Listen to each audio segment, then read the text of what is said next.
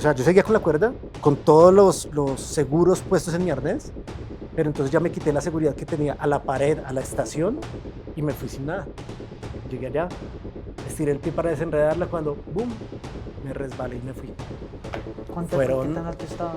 Fueron unos 20 metros desde la estación hasta el suelo. Afortunadamente, golpeé 2 veces la roca antes de caer al piso y eso fue lo que redujo la velocidad y la fuerza del impacto. Cuando caí al piso, pues me desmayé, me fui. En ese mes de coma, yo morí 3 veces. Yo me fui 3 veces y tuvieron que reanimarme y me morí. ¿Sí? Entonces, yo recuerdo esa vez cuando yo dije, no, ya no puedo más, ya estoy muy cansado. Y se ve así como se ven las películas, que se ve así montón así oscuro. Sí, así, no. Así no, y es terrorífico, eso sí da mucho miedo, ¿sí? Porque sientes el viento, ves cómo se va acercando esto, y yo vi el helicóptero abajo y yo dije, no, pues, que nos rescaten, llama por radio y que nos rescaten.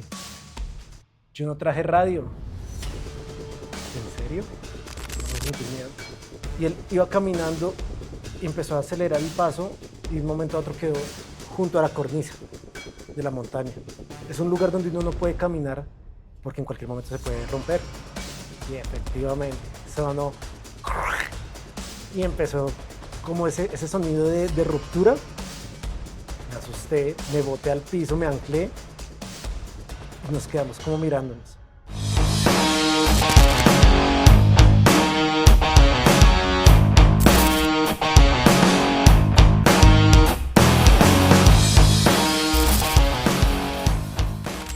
Señores, bienvenidos a todos los que se conectan también a este podcast, los que están viendo. Hoy estoy con un gran invitado, una persona que tiene un montón de historias, de esas que nos gustan y de esas que nos disfrutamos siempre aquí en este canal. Y también obviamente agradecer a todos los que ya se están suscribiendo, los que están ahí pendientes de esta serie de podcast. Y hoy estoy con Julián Bernal, más conocido como Santaventura. Julián, bienvenido, ¿cómo está? Muchas gracias, Pablo. ¿Qué tal todo, Rey? ¿Cómo vamos? Todo muy bien, feliz de estar de nuevo acá. Qué bueno. Sí, fue porque estabas por fuera, pero bueno, ya me vas a empezar a contar todo esto porque este señor tiene una vida, este señor ha hecho absolutamente de todo, ha estado al borde de la muerte, que eso no es cualquier cosa, y de verdad, muchísimas gracias a todos. Y bueno, hablemos, como dice el podcast. Juli, pues bueno, hablemos. ¿Cómo se siente volver usted a Colombia? Feliz, o sea, llevo 4 años estando fuera de Colombia, viviendo en el Medio Oriente, y ahorita se abre una posibilidad para regresar al país. Empieza esto de la guerra en Medio Oriente, Irán, Estados Unidos, y pues bueno, regreso a Colombia. Cada vez que vengo encuentro el país maravilloso, es increíble estar acá y feliz. En este momento estoy feliz y ya retomando todo el tema de aventura acá en mi país. Cuéntenos un poco de su historia, cuéntenos un poco porque claro, yo creo que quien lo ve a usted en redes sociales dice, este señor, ¿qué es lo que hace? Porque lo ve uno saltando de aviones cada tanto, lo ve uno escalando. Cuéntenos un poco de su historia, de dónde surge este personaje que también emprendió también con sus temas de agencia de viajes. O sea, cuéntenos un poco de su historia, Juli. Bueno, pues yo salgo del colegio, inicio a estudiar administración de empresas, impulsado por mis padres, que son los que me dicen como no, usted tiene que estudiar. Yo quería ser futbolista en esa época. Y mi mamá dice, bueno, usted puede ser futbolista, pero sí o sí tiene que estudiar. Empecé a estudiar administración de empresas. Luego de esto, ya viene el final como de la carrera y empiezo a trabajar como en todo el tema deportivo. Siempre me ha llamado mucho el deporte, entonces yo jugué fútbol hasta los 21 años más o menos, jugué en la Liga Bogotá, empecé a trabajar en el Centro de Deportes de la Universidad de AN y allí empecé a hacer relaciones de diferentes prácticas deportivas, entre esas la escalada, con un muro muy famoso que hay acá en Bogotá, que es Gran Pared, y ahí entro yo con mi primer contacto con la escalada. Ahí arrancan muchos, ¿no? Sí. Ahí arrancan, esa es como una pequeña escuela para los que no saben y los que van a probar. Sí, total. Ahí arrancó su tema de la escalada. Sí, ahí arrancó por primera vez mi tema de escalada. Hicimos un convenio interadministrativo con el muro de escalada y me invitan a escalar por primera vez allá. Entonces me dan como el curso de inducción de cómo se asegura en la escalada, cómo es el tema de la escalada y me quedó gustando muchísimo.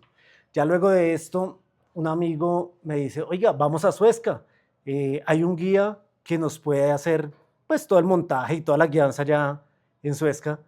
Y yo, bueno, vamos. Y fui, quedé enamorado de ese lugar. Ya, ¿Sí? ese era su lugar en el mundo, mejor Sí, dicho. totalmente. De hecho, es que mi bisabuela tiene una finca allá en medio de las montañas de Suezca, pero esa parte de las rocas yo no la conocía realmente. Entonces, cuando yo llego allá y veo ese farallón gigante, son más o menos unos 7 kilómetros de solo roca, con más de 300 rutas de escalada. O sea, es un paraíso para los escaladores, al punto que mucha gente de otros países viene a Colombia a escalar por la magnitud de este parque de escalada. Tienen fácil acceso, tiene rutas de diferente dificultad, todas las técnicas. Entonces, pues nada, quedé enamorado de este lugar y a hoy, 20 años después, sigo yendo casi todos los fines de semana. O sea, así empieza la historia de cómo conoce usted la escalada y de cómo de alguna manera usted empieza a enamorarse de esto, porque, claro, uno lo puede ver como un pasatiempo, pero realmente poco a poco se fue convirtiendo como en su vida. O sea, ¿en qué momento usted empieza a tomar, digamos, la escalada como algo ya un poco más allá de pronto de un deporte que puede practicar en un fin de semana? ¿Cómo empieza usted a ver que ya termina convirtiéndose también en parte como de su pasión, yo creo? Sí, pues, de hecho, obviamente uno está muy metido en la vida de ciudad, ¿sí? Al punto que la gente empieza a buscar como escapes, ¿no? Y mi escape fue fue ir a Suezca, estar en la escalada, mm, desfogar la energía y dejar todo el estrés allá de la semana y llegar acá renovado para el lunes iniciar nuevamente la semana laboral. Entonces, esto viene siendo hace unos 20 años más o menos, donde ya empiezo a ir muy seguido a Suezca, ya empiezas a ser uno parte de la comunidad de escaladores y pues de ahí para adelante ya vienen muchas experiencias detrás de las montañas. No, es que yo creo que lo que usted ha hecho, hermano, ha sido increíble lo que sucedió en el Himalaya. O sea, lo que digo, tantas cosas que ahorita vamos a ir hablando, pero de verdad es también importante resaltar eso, ¿no? Como que cualquier persona, porque uno lo ve, yo lo hablo por mí, uno ve el tema de escalada y uno dice, primero no sé cómo, o sea, no tengo ni idea cómo hacerlo, equipos, todo, pero realmente cualquier persona puede empezar a escalar, o sea, Sí, claro que sí, o sea, realmente, digamos, cuando yo monté la agencia de turismo de naturaleza y aventura, mi objetivo detrás de todo esto era poder acercar a la gente a este tipo de experiencias, porque obvio, uno no tiene el conocimiento y no puede ir a exponerse allá, ¿sí? Son deportes demasiado peligrosos donde cualquier error, pues, básicamente puede representar la muerte. Entonces, mi función detrás de esto es poder brindar a la gente la misma alegría que yo siento cuando estoy en las montañas, cuando estoy saltando de aviones, cuando estoy buceando. Entonces, el objetivo es ese, poder acercar a la gente que no tiene el conocimiento a todos estos deportes de aventura. y bueno, y entonces usted empieza a ir a Suezca cada vez más, ya usted empieza a ponerse más retos. ¿Cómo empieza usted a tomar la escalada ya, decir, bueno, ya Suezca me lo conozco? ¿Cómo empieza usted también a adentrarse tanto en ese mundo, ya de pronto de una manera más profesional? Sí, pues bueno, se convierte como en un estilo de vida realmente. Y ya viene todo el tema de la tecnificación, ¿sí? Donde uno empieza a acceder a cursos, a conocimiento, a talleres, y empieza a darse cuenta de la importancia de la profesionalización como tal de los guías. ¿Sí? Esto fue mucho antes de que en el país se trabajara la profesionalización del guía, como viene desde el Viceministerio de Turismo. ¿Sí? Entonces, pues bueno, ahí ya empiezo yo a acercarme hacia la gente que sabe, que empieza a enseñarme a mí, y luego hacia las instituciones. Bien sea, por ejemplo, cuando estuve haciendo el curso con la Asociación de Guías de Montaña del Perú, la AGMP, o la ACME acá en Colombia, que es la Asociación Colombiana de Montaña y Escalada. ¿Sí? Entonces, todos estos organizaciones empiezan a generar cursos para que la gente se profesionalice detrás de todo esto. Básicamente, ahí yo empiezo a acceder a los diferentes cursos de las diferentes modalidades de deportes que practico. Cuáles son esas modalidades? Bueno, yo practico buceo, practico paracaidismo, practico escalada, montañismo, snowboard, kitesurf. mm, pues básicos son como De los que todo más un poco. practico. Y Sí. con el que más de pronto ha tenido usted afinidad ha sido yo creo que el escalar, o sea, y el tema del paracaidismo. Sí, el tema del paracaidismo es algo muy emocionante. Es muy chévere estar en esa situación, salir de un avión, estar en el aire, tener el control del cuerpo en el aire. Son cosas muy difíciles que uno, digamos, en los videos lo ve como tan sencillo, pero ya cuando uno está allá, se da cuenta que un pequeño movimiento ya varía todo y empieza uno a girar, como si se estuviera cayendo uno, ¿sí? A dar vueltas, botes. Entonces es muy interesante este deporte. Es un deporte bastante difícil porque además dura muy poco tiempo. Son 50 segundos de caída libre, dependiendo de la altura. Estamos hablando de saltar a 13.000 pies de altura.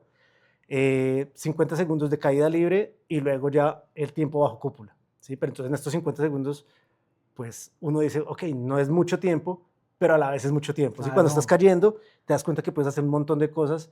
Ya es cuando yo digo, oigan, realmente cada segundo cuenta, ¿sí? Y si lo transformas a la vida, pues cada segundo en la vida debe contar para ti, ¿sí? ¿Te has pegado algún susto en salto de paracaidismo? O sea, Sí, sí, imagínense que una vez hice la apertura del paracaídas y abrió muy fuerte. Y en esa apertura se rompió una línea. Cuando yo llegué, levanté los brazos y jalé los mandos, me quedé con el mando en la mano. Y veo como que uy, el paracaídas empezó a girar. Claro, pues tenía en tensión y empieza el paracaídas a ir hacia un lado.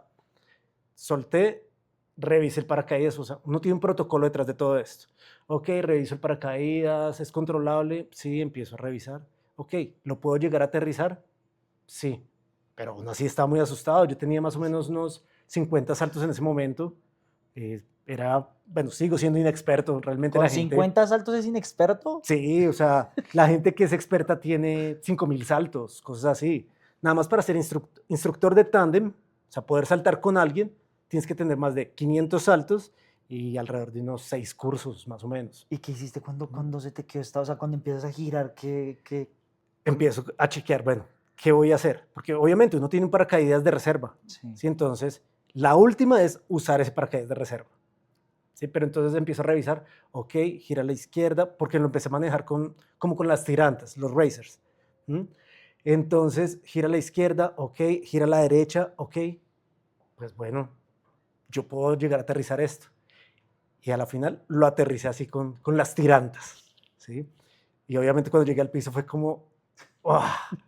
Lo pude hacer. Y fue ese grito de emoción de, ok, funcionó, ¿sí? Entonces, ese ha sido como uno de los sustos más grandes que he tenido en el paracaidismo. En la escalada, pues bueno, he tenido cosas mucho más serias. Lo de lo que sucedió en Suezca fue. Sí, Y usted ya tenía. ¿Qué fue lo que pasó? Porque usted ya Ah. tenía mucho recorrido, mucho bagaje ahí. sí, ese es el problema. Realmente cuando pues, los accidentes le pasan por lo general a la gente que tiene más experiencia.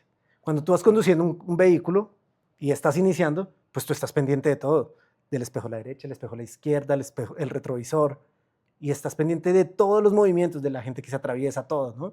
Pero ya cuando eres experto, ya empiezas, vas conduciendo y volteas a mirar a tu compañero y hablas y vuelves, bajas, cambias el radio, la emisora. ¿Sí? Entonces, y ese fue el mismo problema que me pasó a mí. Yo ya llevaba más o menos unos 12 años escalando y llegué, ya era muy tarde, yo bueno, no, ya me quiero ir, voy a barrer la ruta, yo era la persona que estaba ahí como con más experiencia. ¿Barrer la ruta es? Barrer la ruta es quitar toda la seguridad que uno ha puesto en la grieta y arriba en la estación para poder salir, ¿sí? O sea, dejar todo limpio. Entonces yo subí, barrí, y me di cuenta que la cuerda estaba enredada. Pero tú ibas con todo el equipo, ibas todo Sí, bien. todo hasta el momento iba bien. De hecho, ese día, estamos hablando de hace 14 años. En esa época, en Colombia la escalada era más relajada, se puede decir, o sea, en el sentido de no éramos tan conscientes de todos los protocolos detrás de, ¿sí? Yo había escalado sin casco todo el día y me puse el casco porque ya eran las 6, iban a ser las 7 de la noche y necesitaba poner la lámpara. Entonces me puse el casco para sostener la lámpara y a la final el casco fue el que me salvó la vida a mí. No. Me subí, llegué allá, no, hey, no me jalen, no, nadie te está jalando, ya está libre porque yo ya estaba anclado a la estación. Y yo, ok, entonces volteo a mirar y la cuerda está enredada. No, pues me voy a ir a desenredarla. Y yo tenía todo el equipo que ya había recogido. O sea, yo podía haber extendido la seguridad hasta el punto que necesitara. Pero entonces, por un exceso de confianza, lo que hice fue quitar la seguridad y me fui en free, sin nada de seguridad. O sea, Llegué. te soltaste y dijiste, Sí, o sea, yo seguía con la cuerda, con todos los seguros puestos en mi arnés, pero entonces ya me quité la seguridad que tenía a la pared, a la estación, y me fui sin nada. Llegué allá, estiré el pie para desenredarla cuando, ¡boom!, me resbalé y me fui. ¿Qué Fueron, tan alto estabas? fueron unos 20 metros desde la estación hasta el suelo. Afortunadamente, golpeé 2 veces la roca antes de caer al piso y eso fue lo que redujo la velocidad y la fuerza del impacto. Y cuando caí al piso, pues me desmayé, me fui. Entonces, en esa época todavía no había grupo de rescate en Suezca.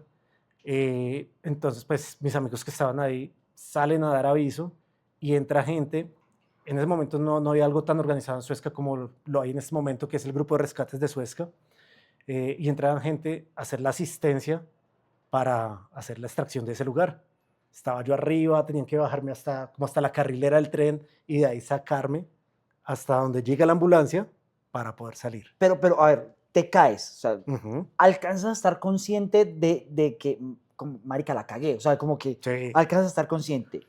Caes, ¿no? O sea, estamos hablando de 20 metros, que 20 metros son, ¿qué? ¿Como cuántos pisos? Para Más darnos o una menos idea. 10 pisos. Muy alto.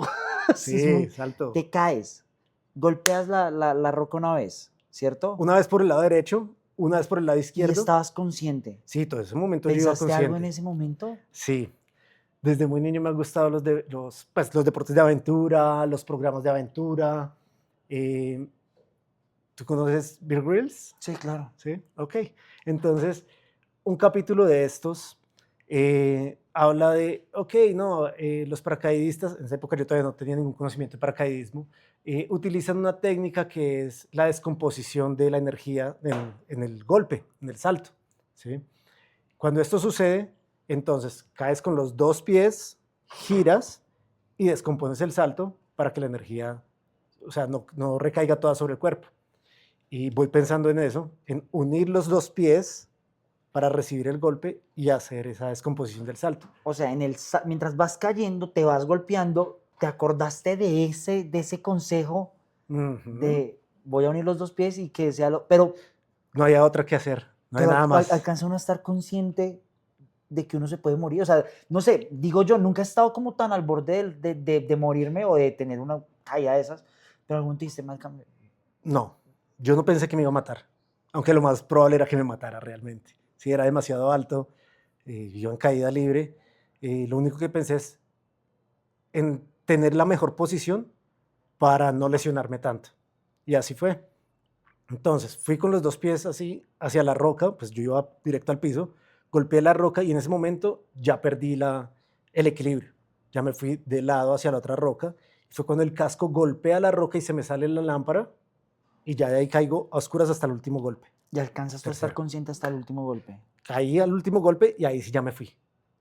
Porque ya ahí quedé y me fui.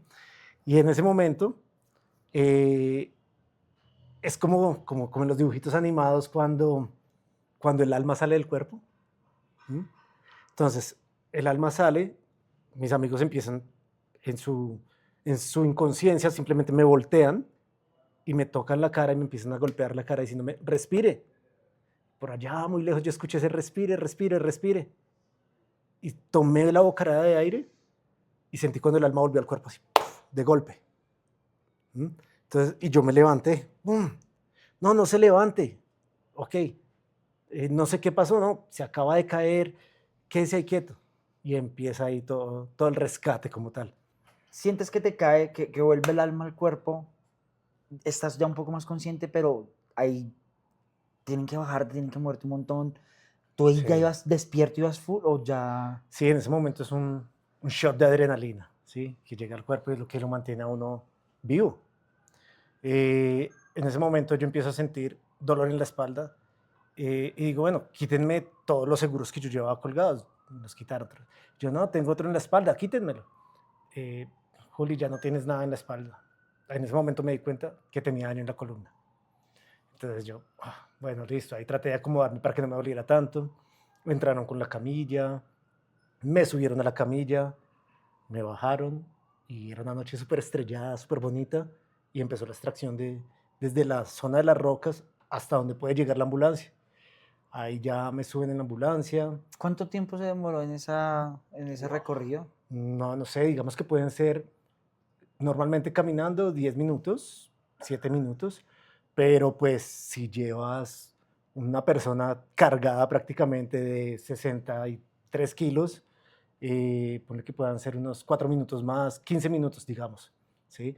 Además que lo debes movilizar con cuidado, la gente se cansa en ese camillaje, y bueno, afortunadamente por ese shot de adrenalina, yo me mantenía consciente, y eso es algo clave cuando hay un accidente, que el paciente se mantenga consciente. ¿Tenías dolor? O sea, ¿sentías dolor o Sí, estabas...? sí, tenía muchísimo dolor, o sea, este brazo lo tenía totalmente descolgado, el, realmente todo el hombro se destrozó, iba colgado, la columna me dolía, pues tenía fractura en 2 partes de la columna, en lumbar 2 y 3, y bueno, ya al llegar hasta la ambulancia, me trasladan al hospital, donde el médico, pues en ese momento no había ni siquiera rayos X ahí en el hospital, dice como, no, pues él no está tan mal, yo no estaba sangrando en ese momento, o sea, mis hemorragias eran internas. Entonces dice como, no, pues llévenlo en un carro al hospital. Mis amigos como, no, no lo vamos a mover en un carro, necesitamos una ambulancia, algo. Y pasó una doctora y vio que yo estaba orinando sangre y dijo, no, necesitamos movilizarlo ya en ambulancia. Y llegó una ambulancia, me movilizaron, venía para Bogotá y fue el punto en el que dijeron, realmente no aguanta llegar a Bogotá, tenemos que meterlo acá en la Sabana. Entonces movieron todo, me llevaron a la clínica de la Sabana, ya mis papás estaban ahí, ellos estaban súper conectados con mis amigos, y cuando yo llegué, yo saludé a mis papás como, hola pa, hola ma, y no, no se preocupen, no, no me pasó nada grave, y yo con el brazo así colgado. Eh, Obvio, por la adrenalina yo no sentía tanto dolor, pero sí había dolor. Y al entrar, yo digo como, bueno, ya nos vemos, que fue que el médico dijo como, bueno, vamos a tener que dormirte y te estás esforzando mucho, ¿quieres llamar a alguien? Y yo, sí, bueno, hagamos una llamada, hice la llamada, conté lo que había pasado, eh, y bueno, listo, entonces te vamos a dormir, listo, me dormí y amanecí un mes después. Entonces, supuestamente yo había dormido 3 días, pero no, fue un mes completo que yo duré en coma, donde pasaron muchísimas cosas, o sea, realmente recuerdo mucho el estado de coma, ¿sí? Entonces puedo decir que cuando uno está en coma, uno escucha a las personas. Si bien no es en el plano de conciencia que nosotros conocemos, hay otro plano donde uno está viviendo otras cosas. Escucha y lo que está viviendo en este plano lo está reflejando allá de otra forma. Entonces yo sentía, digamos, los procedimientos que me hacían, los sentía allá, pero eran unos dolores diferentes. ¿Mm? O sea, Eh, lo que te iban haciendo tú los alcanzabas a sentir, sí, pero dolía, dolía mucho. No, dolían diferente. Sí, o sea, si era un dolor fuerte, lo recuerdo, pero no era consciente de lo que estaba pasando en la realidad. Era como si estuviera en un sueño donde pasan cosas. ¿Sí? Ah, que duele. Sí, sí duele. En el sueño, cuando tú estás soñando normalmente, pues sientes también cosas así raro. Y fue similar. Entonces pasó eso.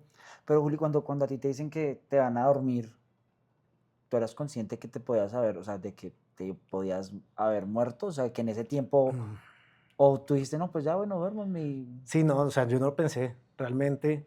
O sea, ya después de haber despertado del desmayo que tuve, en ningún momento pensé como que me iba a morir. Bueno, ya en un momento donde ya tenía demasiado dolor y me despertaba en el hospital, ya ahí sí dije como, bueno, pues realmente ya no puedo más. Sí, o sea, ya el dolor era tan fuerte y ya estaba muy cansado porque el cuerpo batalla un montón.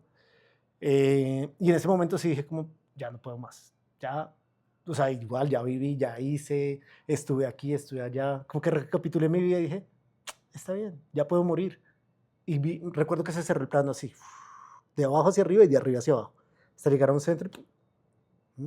Eh, en, ese, en ese mes de coma, yo morí 3 veces. ¿Cómo así? Yo me fui 3 veces y tuvieron que reanimarme porque me morí. ¿Sí? Entonces, yo recuerdo esa vez cuando yo dije, no, ya no puedo más, ya estoy muy cansado. Dentro del coma. No, eso ya fue Es, consciente, ¿sí? O sea, había momentos donde me despertaba y volvían a ponerme la medicina para volver a dormir. Y en ese momento sí dije como, no, ya fue mucho, ya. Y me recuerdo que ahí me fui y después volví otra vez. ¿Mm? Pero no, igual en el coma todo el tiempo uno está en otro plano, en otra dimensión, digámoslo así. Yo sí creo que hay diferentes dimensiones y cuando tú estás en ese estado de coma, sí estás en otra dimensión. ¿Sí?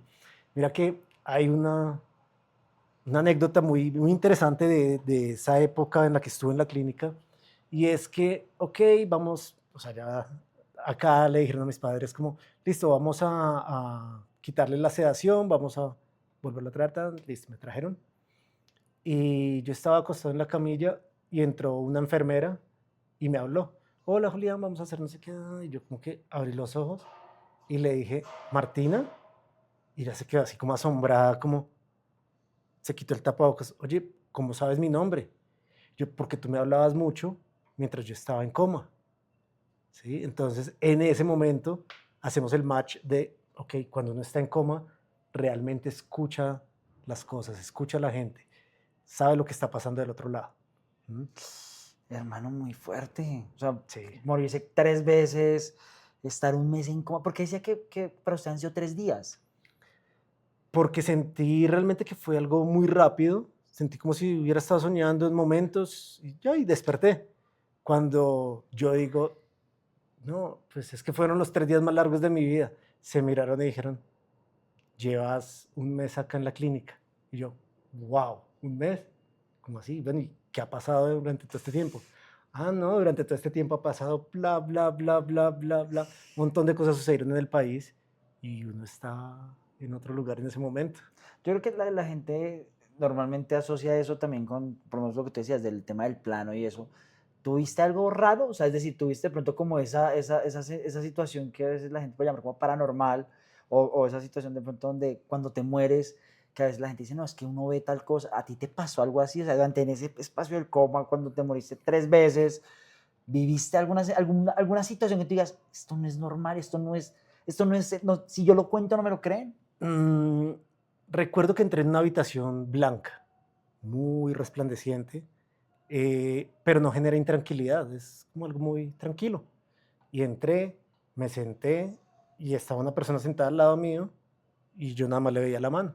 Nunca le vi la cara, eh, pero en ese momento sentí como tranquilidad, estaba en ese otro plano y pues digo yo que fue ya el otro lado realmente. ¿Sí? Eh, ya cuando uno muere, pues sí, tiene que haber algo después de la muerte y es otro plano. ¿Sí? Entonces, creo que yo por ejemplo creo que sí hay una reencarnación, ¿sí? Que uno viene a este plano a aprender cosas. Como centro de energía, uno está en aprendizaje, constante aprendizaje y viene a aprender cosas. De hecho, hay una teoría que dice que cuando tú estás en esta vida, a ti se te presentan situaciones y muchas veces vas a encontrar cosas similares hasta que aprendas algo. ¿Sí? Entonces, si te pones a pensar, no sé, por ejemplo, debes aprender de paciencia y encuentras cosas que te confrontan y te llevan a, oye, aprender la paciencia. Aprende. Y si tú aprendes esto, ok, ya queda como subsanado y aprendes algo más que necesitas. Si no aprendes en esta vida, vas a volver a vivir esas cosas. ¿Mm? Entonces son esas teorías que a mí me gusta mucho el tema de la teología, de las religiones de diferentes lugares. Afortunadamente, pues hoy he tenido la oportunidad de estar en muchos lugares. Conozco el budismo, del islam, del cristianismo, y pues a la final todo converge en un ser superior, ¿sí? Y en hacer el bien a los demás. ¿Sí? Obviamente, detrás de todo esto hay muchas teorías, muchas enseñanzas, pero lo que yo hago es extraer todo lo bueno de cada una de las religiones. Cada una tiene sus vicios y sus cosas con las que yo no concuerdo, pero más que centrarme en eso, es decir, ¿qué es lo bueno que tiene esto para enseñarme a mí? Cuando despiertas, regresas, o sea, estás otra vez en este plano, Ujú. bueno, que te irán contando, bueno, te pasó esto, a nivel físico, ¿qué pasó en tu cuerpo? O sea, ¿qué tenías? Uf. ¿Qué fracturas tenías? Sí, a nivel físico, listo, pues tuve reconstrucción de clavícula, fractura en columna a la altura del lumbar 2 y lumbar 3, fractura en pelvis y por el politraumatismo dejó de trabajar los pulmones y el corazón. Entonces por eso estuve conectado a máquinas. O sea, de verdad fue un milagro que hayas contado, o sea, que hayas vuelto en sí. Y además de que lo que me Sí. sorprende es que regresas y creo que cualquier persona o muchas personas dirían, yo no vuelvo a, o sea, muy chévere y todo, pero esto es como una señal de la vida. La gente dice, no, mire, esto era para advertirme que no, tal vez no debía seguir. Y vos apenas te recuperaste, arnés y volviste No a... creas, o sea, obviamente entré en esa etapa de confrontación de, bueno, yo voy a volver a escalar. No, pues esto fue muy fuerte, yo no voy a volver a escalar. Y empieza también una confrontación con la vida de, ok, ¿cómo se vive en una normalidad? Sí, claro, yo ya llevaba muchísimos años estando todos los fines de semana en la montaña y entonces empiezo a ver la vida como, ¿qué voy a hacer? Sí, ok, fin de semana ir a cine, ir a comer, ok, es como muy pasivo, ¿no? Pero pues en esa confrontación digo, yo no quedé vivo para estar muerto en vida. Y dije, voy a volver a la montaña. Y volví a la montaña y fui con mis amigos y ellos como, va a volver a escalar, oiga, no, súper bien, ¿qué quiere hacer? Yo, lo primero que quiero hacer es la misma ruta en la que me caí. ¿En serio? Bueno, vamos. Y fuimos, me montaron la ruta, ellos montaron toda la seguridad, me dejaron el sistema de Top Rock, Jojo, y empecé yo a escalar allí. ¿Cuánto tiempo había pasado para volver a esa montaña? Uy, ya había pasado un año de recuperación para volver a la montaña. Y fue esa confrontación también con la altura, con el simple hecho de soltarme y quedar suspendido. Tenía muchísimo miedo. Pero a la final, pues ya tenía toda la seguridad montada y ya el cuerpo no me daba más y tenía que soltarme. Y fue duro. Terminé soltándome y eso como que venció el miedo en ese momento. ¿Mm? Ya después de eso empieza pues cada vez más recuperación. Obviamente estuve un año en fisioterapias, recuperación. Yo salí en silla de ruedas de la clínica, no caminaba. Mm, el brazo lo tenía acá, no se me levantaba. La mano la tenía caída, yo no podía mover los dedos de la mano y ahí es donde uno empieza también a valorar todo lo que su cuerpo hace, ¿no? Porque pues para uno es muy sencillo mover las manos, Claro. pero en el momento que te das cuenta que tú quieres moverla, le das la orden y no pasa, te das cuenta de el cuerpo es una máquina increíble. ¿Quedó alguna limitación, alguna cosa en movimiento en tu cuerpo? Sí, tengo limitación del movimiento del brazo, me sube, yo creo que en un rango, mejor dicho, perdí un 10-15% del rango del brazo. No Para me sube. subirlo. De hecho, mira, me sube así, ¿No te sube más? no sube más, ¿sí? A no ser que lo haga con ayuda. Si hago esto, pero se devuelve. Entonces, obvio, cuando voy a escalar, pues es un poco más difícil, ¿sí? Tengo que hacer movimientos compensatorios para poder hacerlo.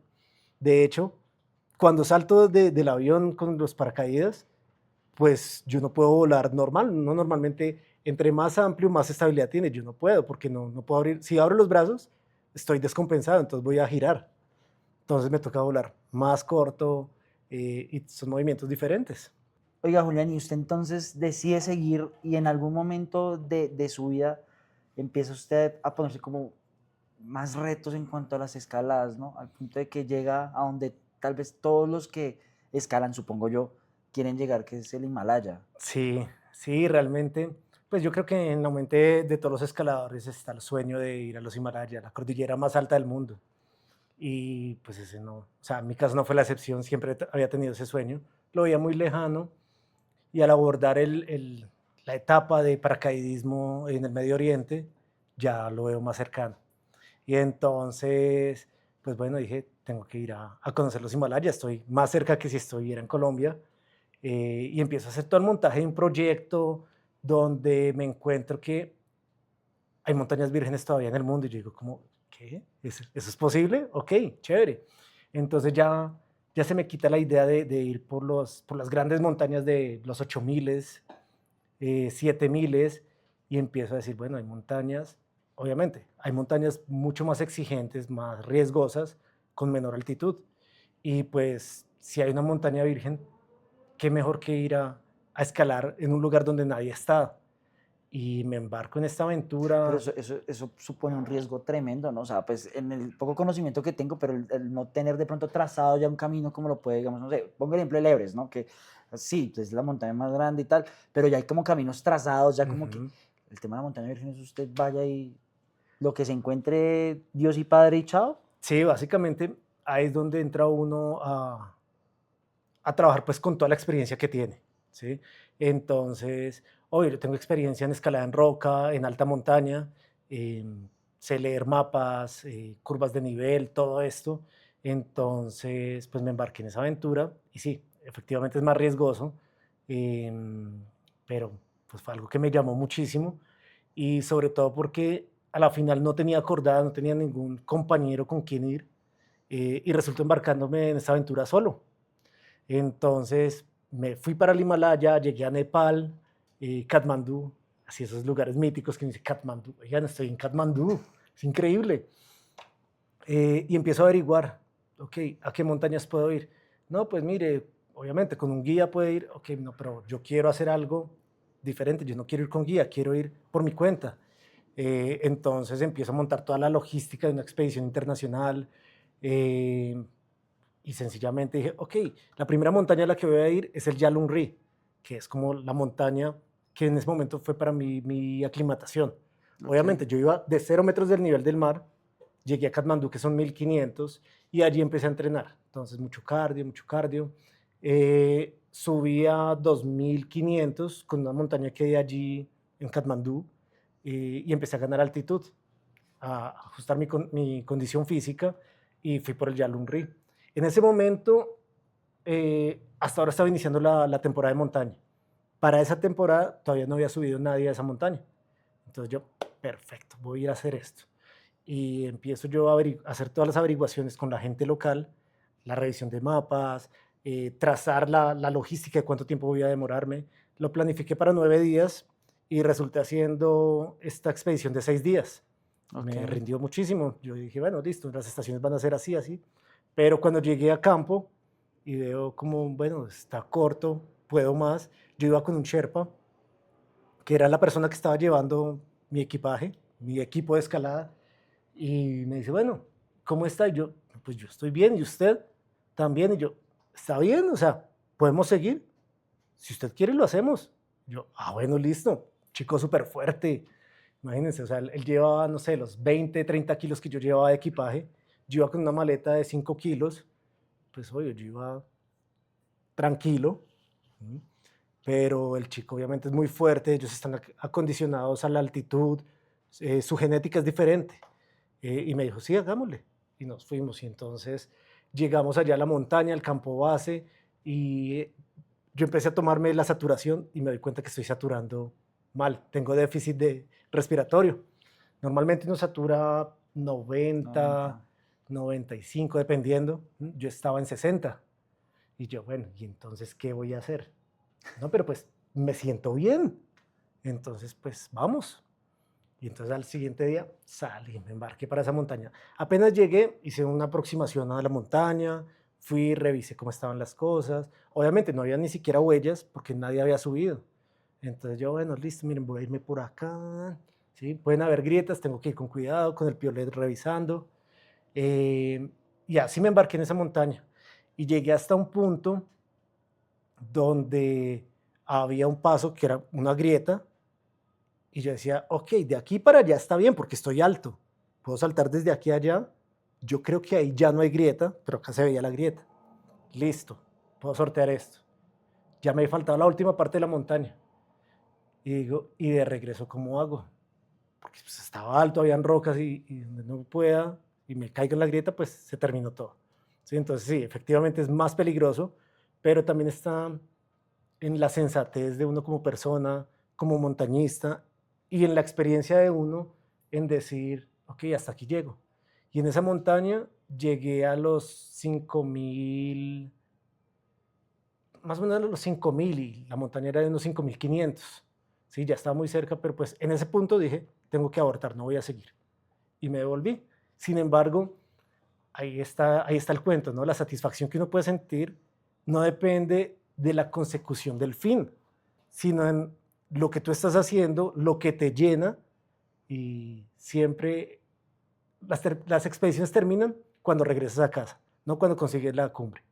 Entonces, pues ya para mí eso fue suficiente, estaba feliz, regresé al campamento. Había sido una montaña difícil porque para llegar al glaciar tenía que atravesar todo un lecho rocoso inestable. Las rocas caían. ¿Sí? Entonces yo me agarraba de una y ¡boom! Se iba. No, por acá no es. Entonces, sorteando. Y ya ahí regresé y el Sherpa me dice, ¿cómo le fue? Y yo, bien, pues O sea, en esa ya volví. ibas solo. Cuando vas desde el campamento vas hasta allá, ya ibas solo, Sí, solo, solo, allí iba solo. solo. El Sherpa llegó hasta el Yo pensé campamento. que usted iba con el Sherpa hasta allá. No, no, él llegó hasta ahí, ¿sí? O sea, porque mi idea era hacer una escalada en solitario. Entonces, si no fuera a hacer una escalada en solitario, no podría llevar un Sherpa que fuera porter, sino un guía de montaña, alguien que Ok. tenga el conocimiento para apoyarme en la escalada. Entonces fui solo, volví, yo, no, pues me fue bien, o sea, ya volví, ¿sí? Sin alcanzar la cumbre, para mí fue suficiente. Y ya ahí, entonces emprendí el regreso, terminamos 6 días, estábamos súper bien. Volví a Katmandú, yo me estaba quedando en la casa de Pemba Sherpa. Él es una persona que tiene 6 Guinness Records, es la persona que más rápido ha escalado el Everest. Entonces, pues obvio, yo llegaba a la casa de él y veía todas las fotos de él, todos los diplomas que tiene de guía de montaña, de reconocimientos del gobierno, reconocimiento de Guinness Record. Y yo lo veía como, wow, increíble.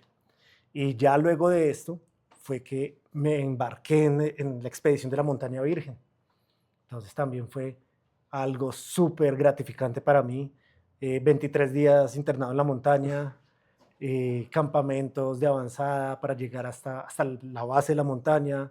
Estando allí, por ejemplo, mmm, afortunadamente pues ya la tecnología ha avanzado y yo llevaba un dron. Entonces en medio de mi soledad, pues ahí está la montaña, mandemos el dron a ver cómo está la ruta.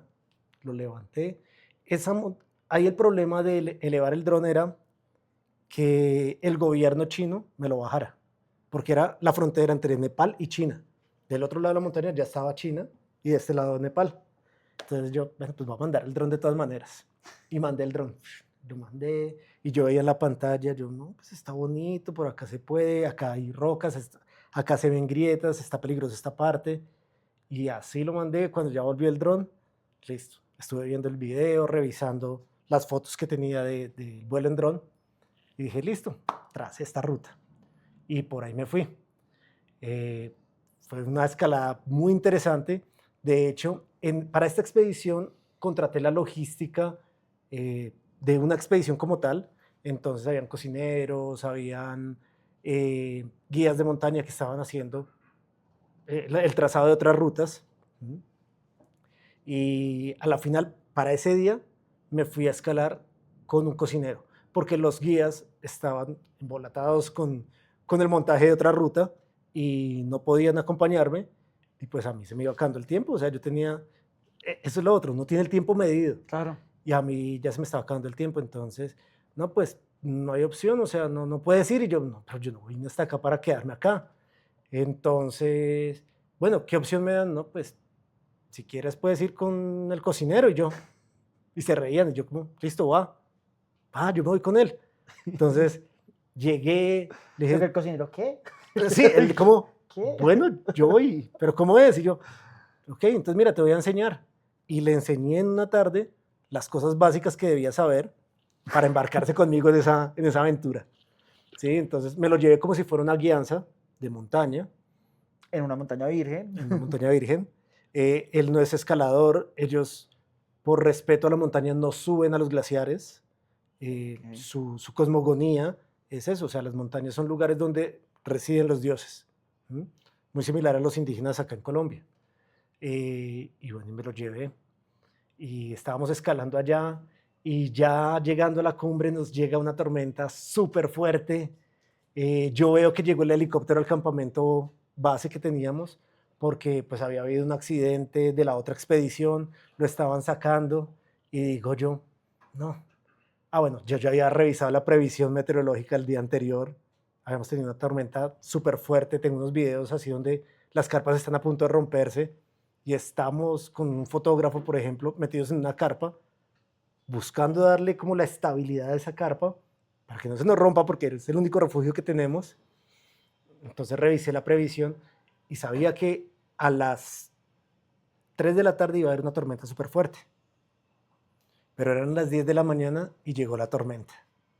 Yo la vi venir así de frente y yo, oh, Y no. se ve así como se ven en las películas, que se ve así este montón así oscuro, Sí, que dicen, así, no, así no, y es terrorífico, eso sí da mucho miedo, ¿sí? Porque sientes el viento, ves cómo se va acercando esto, y yo vi el helicóptero abajo y yo dije, no, pues, que nos rescaten, ¿no? Pues al final pagué seguro, tengo seguro helicoportado, ¿no? Listo.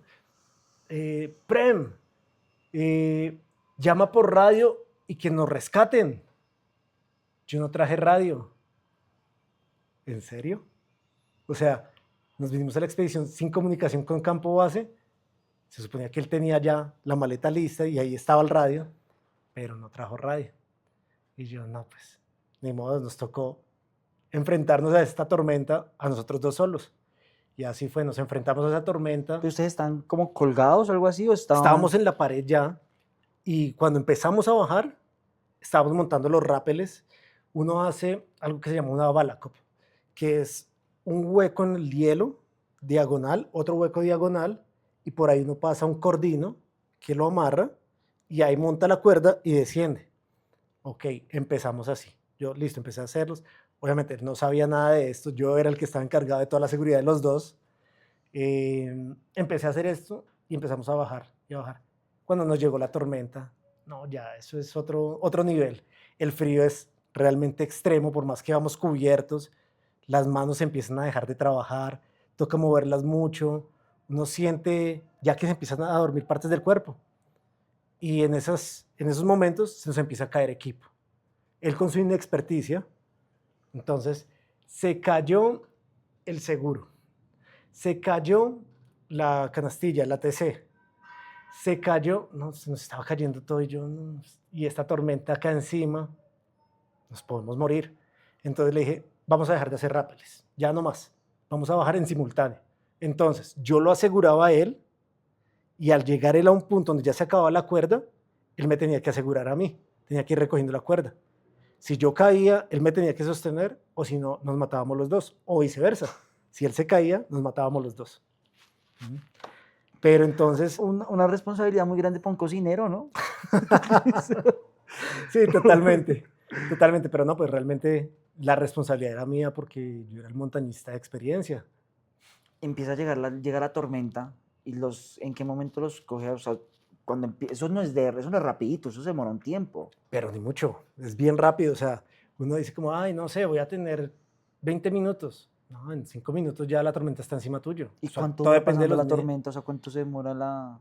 Nosotros llegamos al campamento, salimos a las 2 de la mañana y regresamos a las 6 de la tarde y todavía seguía la tormenta.